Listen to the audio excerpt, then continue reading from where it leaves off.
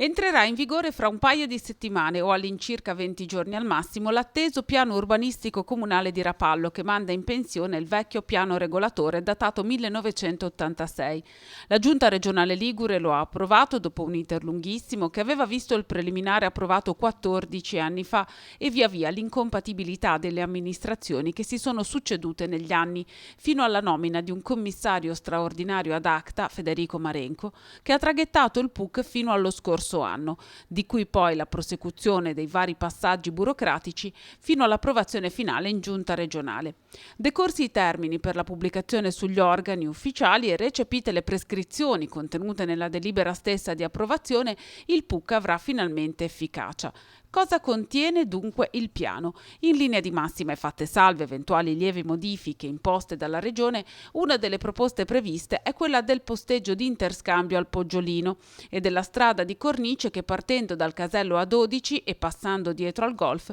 permetterebbe di raggiungere la zona del depuratore bypassando la piccola e stretta via Sant'Anna, l'imbuto da dove ora passano tutte le auto che escono dal casello e si dirigono verso il centro. La salvaguardia paesaggistica è garantita dal fatto che per le zone di San Bartolomeo e di San Michele non è prevista né l'applicazione del piano casa né la possibilità di spostamenti di volumi, mentre il documento prevede la possibilità di svincolo con un 70% di residenziale per gli alberghetti di via Gramsci. La proposta per la zona mare, fatte salve le dovute valutazioni visti gli scenari aperti dal disastro della mareggiata del 2018, è quella della realizzazione di un collegamento pedonale con Santa Margherita, mentre per la zona collinare è previsto il recupero degli uliveti.